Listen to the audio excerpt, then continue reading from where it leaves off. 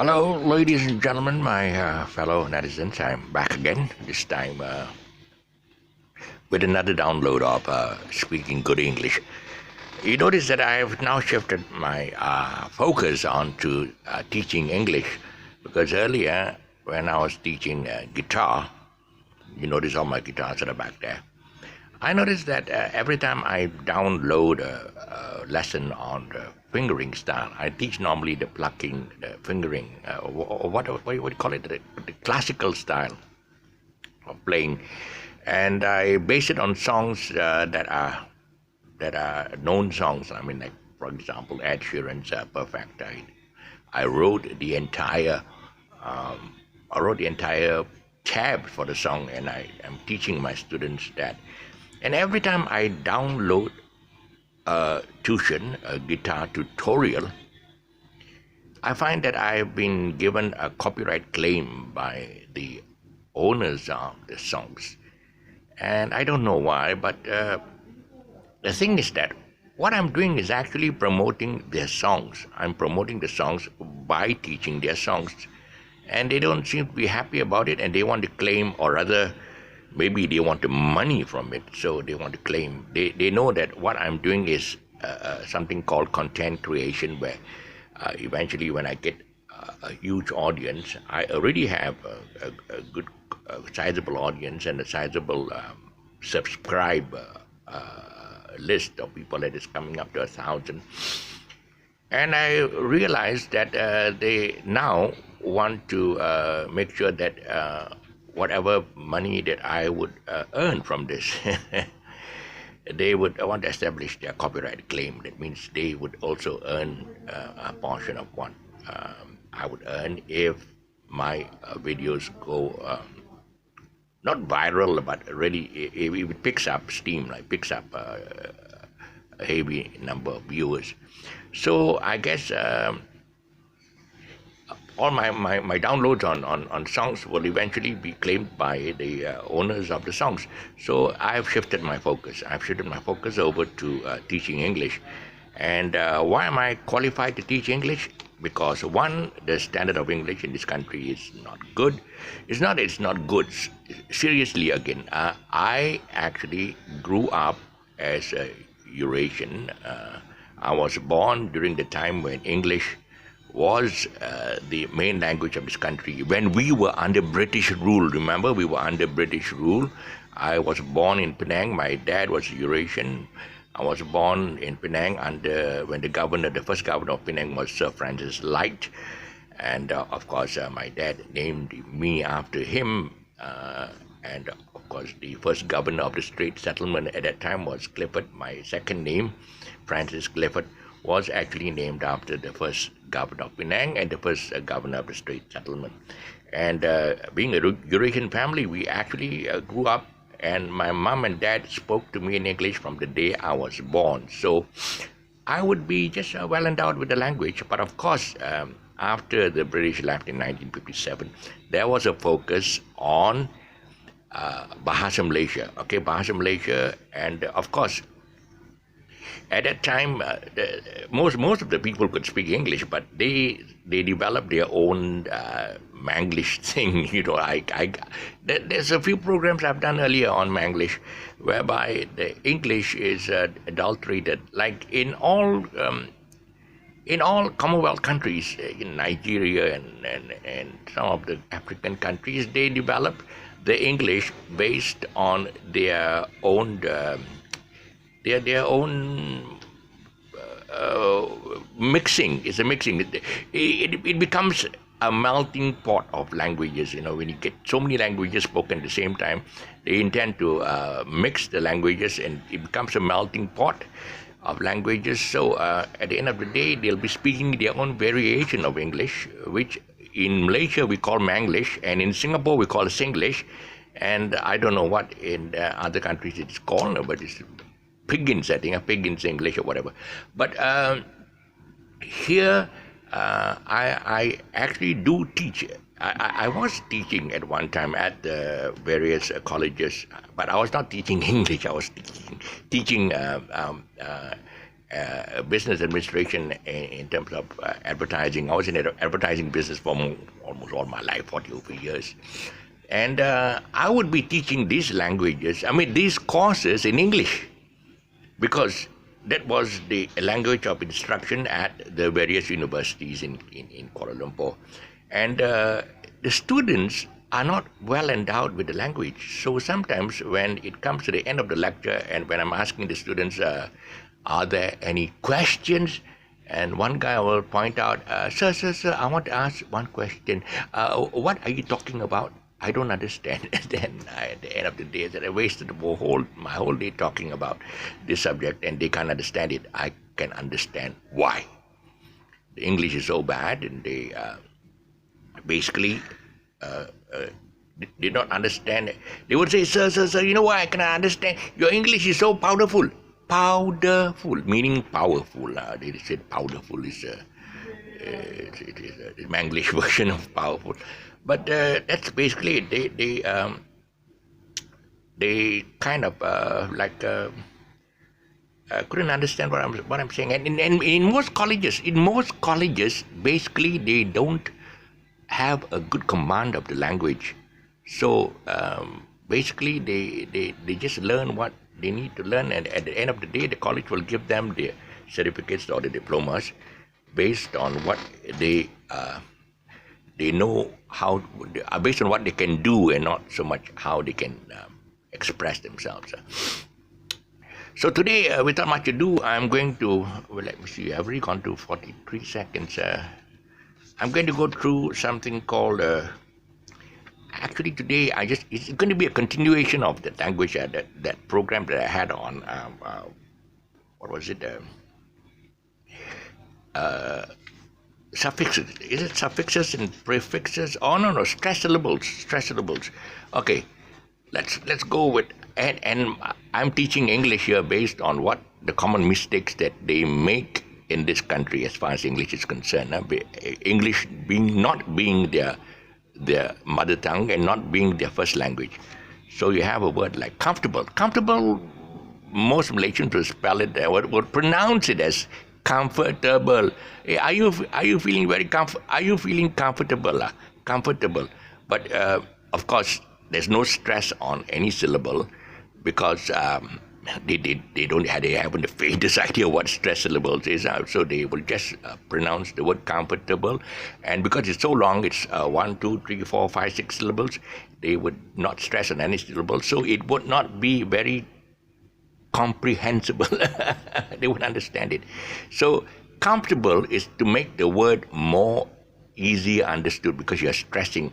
This is stressing on the first syllable. Okay, let's try and see whether we can find anything on. Actually, basically, I'm just looking at words with suffixes and Okay, if you have the word like possible, okay, a prefix to the word possible would be something like impossible. Okay, mission impossible. So the stress is still the prefix im.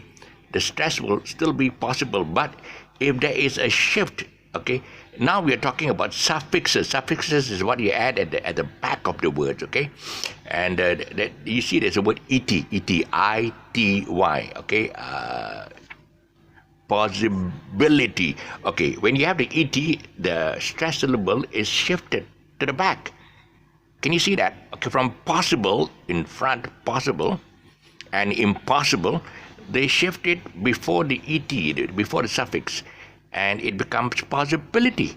So this stress syllables help you to pronounce the words clearer.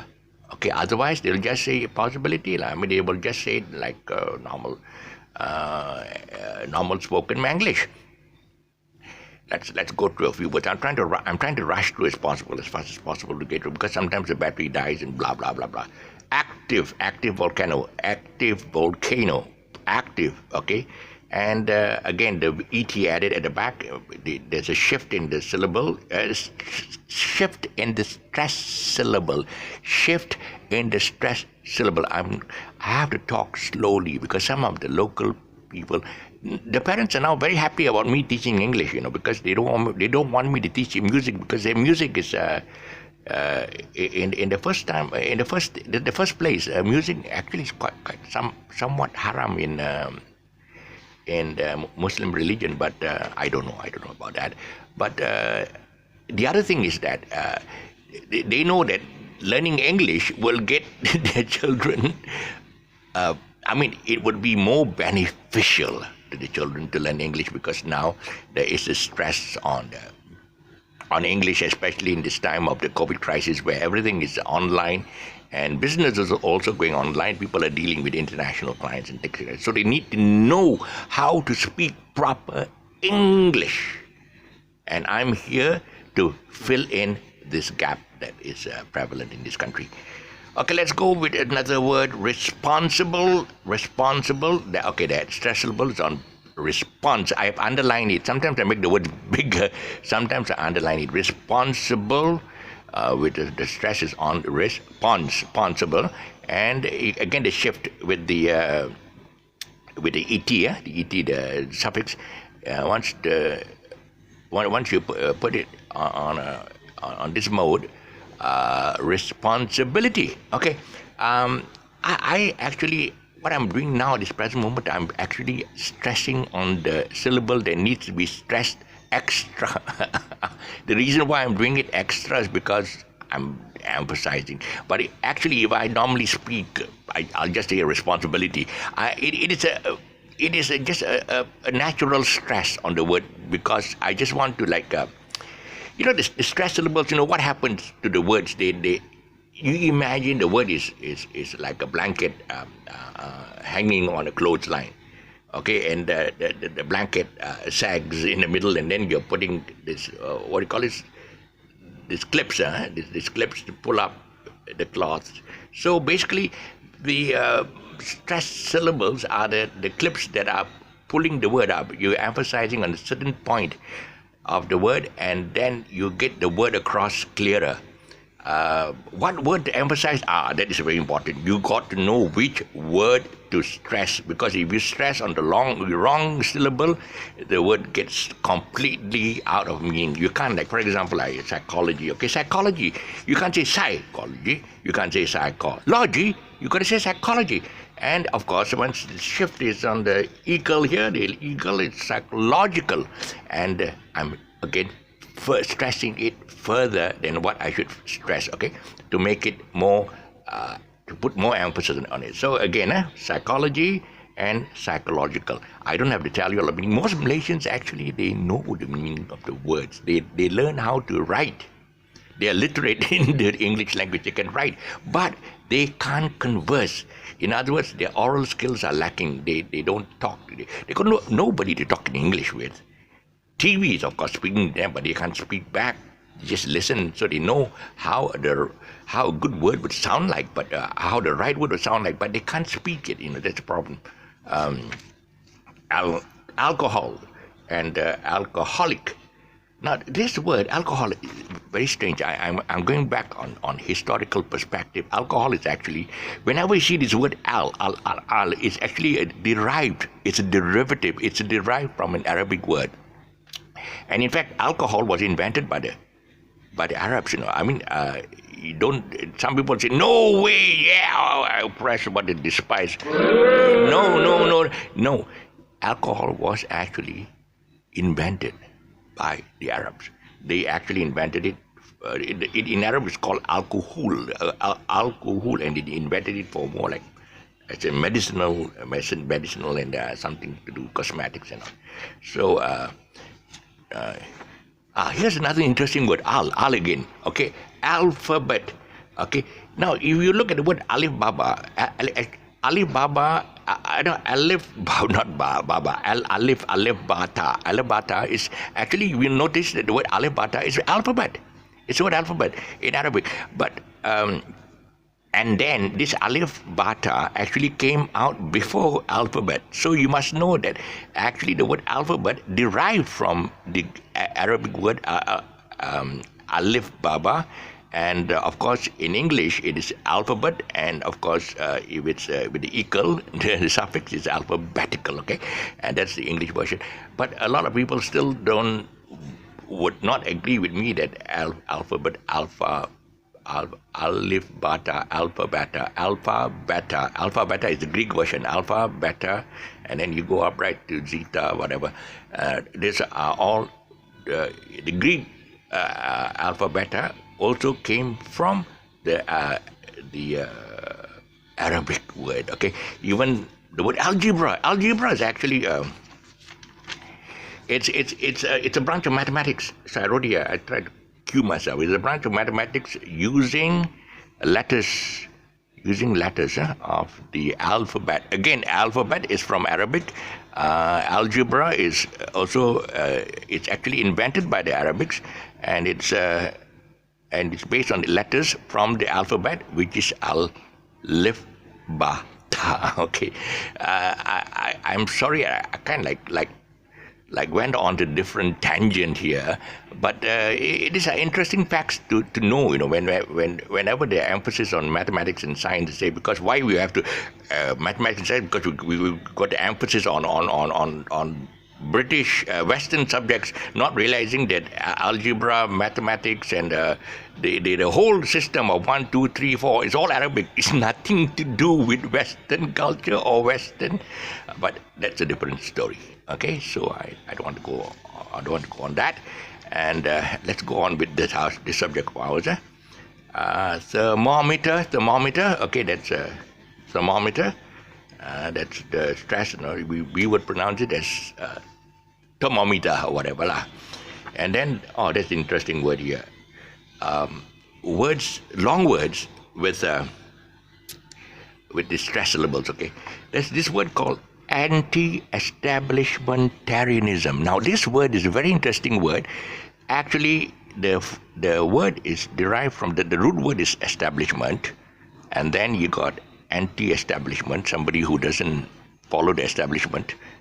Actually, in Britain, it was people who didn't follow the rule of the church or whatever.